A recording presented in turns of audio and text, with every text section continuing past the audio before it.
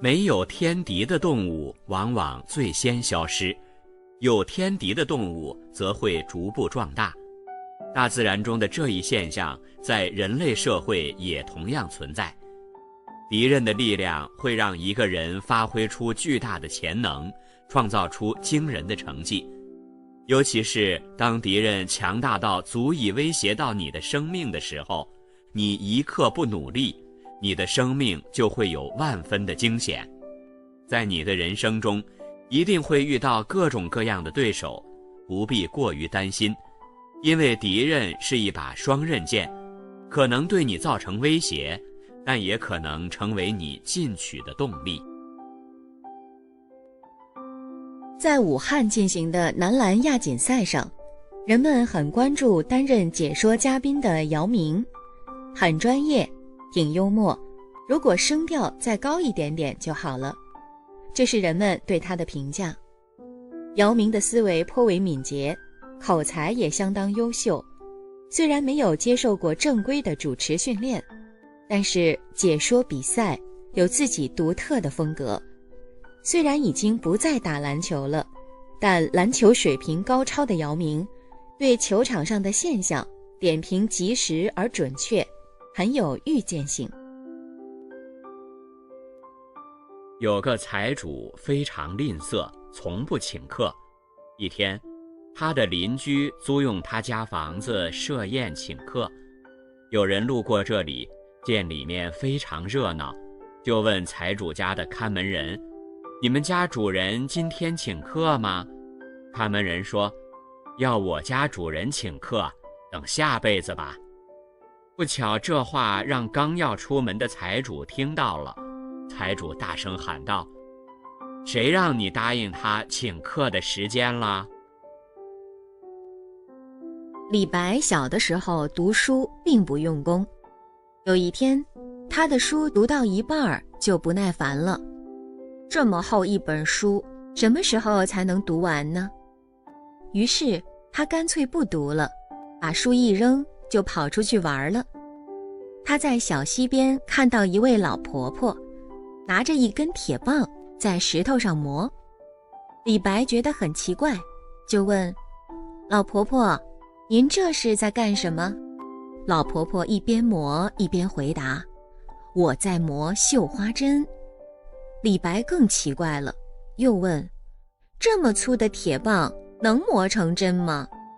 老婆婆说：“我今天磨，明天磨，铁棒会越磨越细，早晚有一天它会磨成绣花针的。”李白听了老婆婆的话，很受感动，从此他刻苦用功，最后成了一位伟大的诗人。成语磨杵成针就是从这个故事来的。他告诉我们，只有有毅力，肯下苦功夫，才能获得成功。一个富翁听说有位画家擅长画动物，就专程去请那位画家画一只孔雀。画家让富翁1年后再来。1年后，富翁再次登门：“你的孔雀就要画好了。”画家说着拿出画纸，不一会儿就画出了一只美丽的孔雀。富翁很满意，但是画家要的价钱却使他大吃一惊。“就那么一会儿功夫，你居然要50万？”富翁问。画家没说话，他领着富翁走进另一间画室，那里放着一堆画着孔雀的废纸。画家说：“你看我画这只孔雀，好像毫不费力，但实际上我是花了整整1年的时间和精力来做准备的。”战国时期，鲁国的宰相公孙仪非常喜欢吃鱼，在他任职期间，很多人买鱼送给他，可是公孙仪从来都不收。他的学生很不理解，就问：“老师，您不是喜欢吃鱼吗？现在这么多人给您送鱼，您为什么不收呢？”公孙仪说：“正因为我爱吃鱼，才不收人家的鱼。你想，如果我收了别人的鱼，就要按人家的意思去办事，这样做难免会触犯法律。如果我犯了法，成了罪人，我还能吃得上鱼吗？行为心理学把一个人形成巩固新习惯或新理念至少需要21天的现象称为21天效应，就是说，一个人的动作或想法如果重复21天就会形成习惯。比如你想通过跑步锻炼身体，前7天需要刻意提醒自己，7到21天头脑中就会形成想跑步的意识，坚持21天后自然就形成习惯了。朋友说他小时候很调皮，经常溜进家里的果园，偷吃还未成熟的瓜果。后来他爸爸加高了果园的围墙，但依然没能阻止他，他总能想到办法溜进去。他的秘诀就在于，一旦觉得爬不过去，他就会把鞋扔进果园里，这样一来就无路可退，必须进园把鞋拿回来。结果他每次都能成功。原来一旦把鞋扔到高墙那边，人就会打消一切顾虑，全力以赴地攀墙而过。所以当一项任务看上去艰巨的难以完成时，你不妨主动把后路切断，因为绝境往往能唤起我们自身巨大的潜力。有个孩子把手伸进糖果瓶里，尽其所能地抓了一大把糖果。当他想要把手收回来时，手却被瓶口卡住了。他既不愿意放弃糖果，又不能把手拿出来，急得大哭。爸爸对他说：少拿点儿，你的拳头变小了，你的手就容易拿出来了。生活也是如此，有时候我们只有放弃才能得到，只想获得不想放弃，往往适得其反。一个人一生中会遇到各种各样的诱惑与选择，我们应该学会有选择的放弃。理智的放弃是一种成熟，更是一种智慧。俗话说，舍得舍得，有舍才有得，就是这个道理。有时将谈判的语言技巧恰当地运用到营销中去，可能会带来营业额的高增长。某商场休息室里销售咖啡和牛奶，刚开始服务员总是问顾客：先生，喝咖啡吗？或者是先生，喝牛奶吗？其销售业绩平平。后来他们换了一种问法：先生，喝咖啡还是牛奶？结果销售额大增。这是为什么？原因就在于问话时的语言技巧。第一种问法容易得到否定的回答，而后一种选择式问法，在大多数情况下，顾客总会选择其中一种。鸵鸟遇到危险时，会把头埋入沙子里，以为自己看不见就安全了。心理学家将这种逃避现实的心理称为鸵鸟心理。研究发现，很多人在面对压力时都会产生这种心理，明知出现了问题，也不去想办法，结果使问题更复杂，更难处理。逃避不是办法，因为逃避的同时，我们很可能就丧失了宝贵的机会。只有勇敢面对困难，迅速采取行动，主动承担责任，才能把损失降到最小。当你说话时，你的声音在自己听来和别人听来是不一样的。若想知道你的声音在别人听来是什么样子的，你可以把它录下来，录音机里播放的才是他们平时所熟悉的声音。人在讲话时，自己听到的声音主要是通过头部骨骼肌肉传播的，声音比较响亮，而别人听到的声音则是通过空气传播的，声音的传播介质不同，音质也会稍有改变。所以，同样是你的声音，你自己听到的和别人听到的是不一样的。估计在录音设备发明之前，没有人注意到这个差别。一位著名作家收到一家服装公司寄来的一条领带和一封信，信上说，本公司的领带深受顾客欢迎，现奉上样品一条，请您试用，并判寄回成本费50元。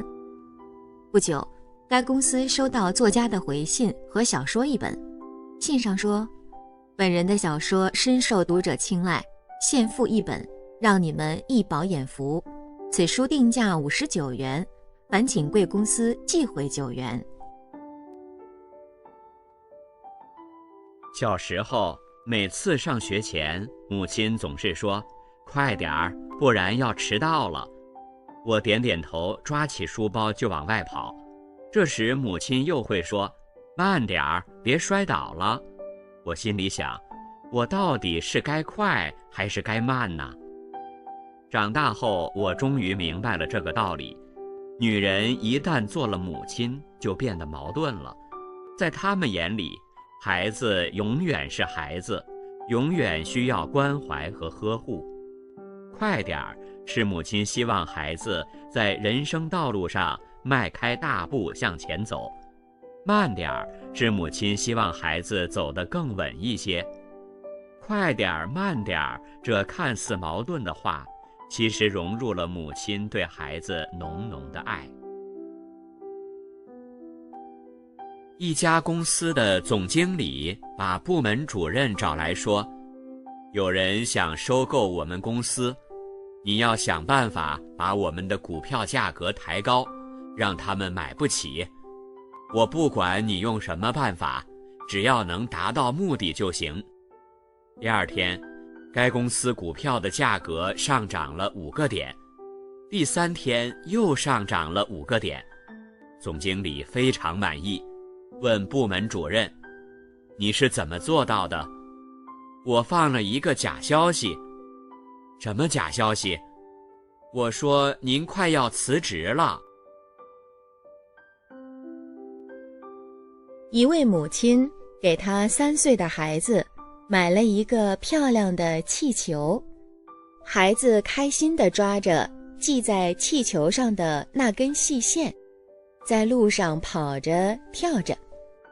不知怎的，一不小心手一松，气球往天空飞去了。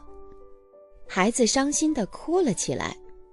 这时，母亲蹲下身子，以一种愉快的声调对他说：“瞧，宝贝儿，气球的妈妈喊他回家吃饭了，你还不赶快和他说再见？”听了妈妈的话，孩子觉得很新奇，立即不哭了，举起胖胖的小手，向着升上天的气球大声喊道：“再见，再见！”可爱的脸上充满了天真的笑容。我曾租过一套公寓，那时左右2家租住的也是和我一样的年轻人，可是他们都是一进门就把门紧紧关上了，我一直都没机会认识他们。一天，我主动敲开了一扇紧闭的门，短暂的惊讶之后，是轻松而愉快的聊天。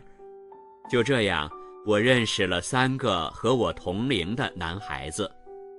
后来，通过敲门，我又认识了另一户，一个学画画的女孩子。大家熟悉之后，交往也随意了很多。有一次闲聊中，我责备他们以前为什么总是关着门，对方大笑：“你不也总是关着门吗？”